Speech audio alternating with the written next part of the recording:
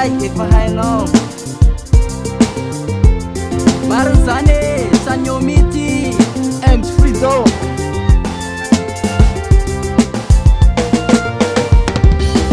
Mafinonandozanao anatanya nefa tsisy asoranao sandramboleto antanya mafinonandozanao anazay nefa sy zamananiny miaraka aminao mandrakiza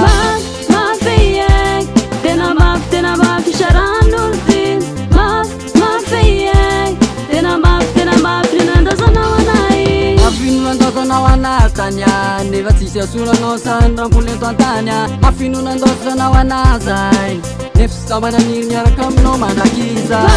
mafeyek tena mafy saran'olo ty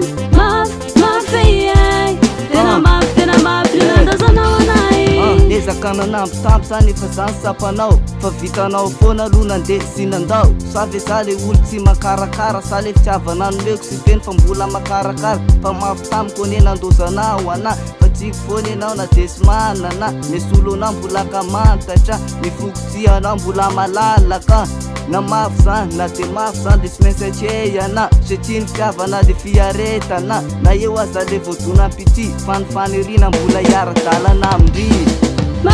mafeyek tena mafy saran'olo ty mafeyek tena mafy nandozanao anay mafeyek tena mafy saran'olo ty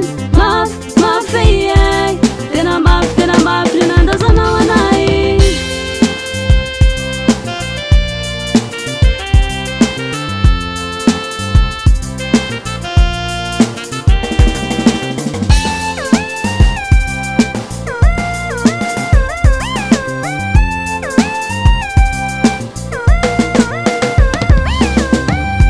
mafy tamiko tokony nandozanao anah satria ozy anao ny fonao fanatsian'olo gadana tsisy afa-mivitry isony fefa izy ny mandidy satria amin'ny any daholo lefa nalahidy na ty ony za de tsy afa-mivitra itsony fefa nitantarany ana daholo le zay rehetra tao ambony eny e zany toko angambany atao hoe anjara fa misodrano anao za mba hahika tokantrano tsara indre am'izay de mazoto mikarakara fa ny atsika roa leo zany no tantara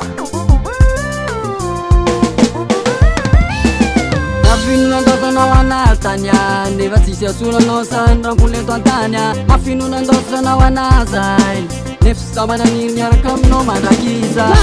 mafeyek tena mafy saran'olo ty